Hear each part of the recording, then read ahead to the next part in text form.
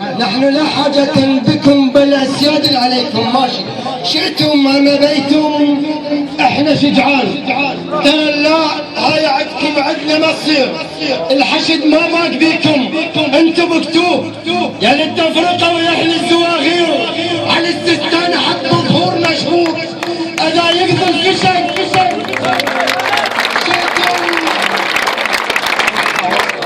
شئتم أم أبيتم احنا شجعان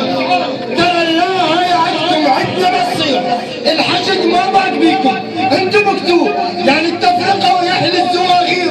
على السستان حط ظهور مشهور اذا يقضي الفشل طلعوا المقاوير باكر راح نخمش قصة الغيب صورة وصوت والله ودي تصوير المرقط يذلكم لا تدنقون على الملوية راح عندك تصاوير باكر راح اودي البيحة تحجون وعلى تاكل زين فوق المغارب شنو ريحة شمرة ريحة ارهاب تاجر فستخر ما سوى عبره لا شكل خريطة وقاع على انبار وعلى عمر يا رجال دودك وعلى الستانة نكشف نص الارهاب ولا انت ببيك يلا خبر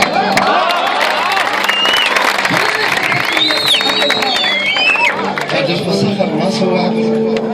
لا رد الخريطة وقاع الانبار وعلى امر دودك وانحت على السستانة نكشف نص الارهاب لا انت ابن بيك يلا خربه وشنو الموصل اخذت منين اخوان 1700 الارض العروه 1700 بيت مخدوم المطالب بحكم من نبره كف فلوسك متحزمه الناس كذاب والعصا براس حربه وقل لي سعود وخلي يقبل الثوب ترى العباس جاكم بيده جربه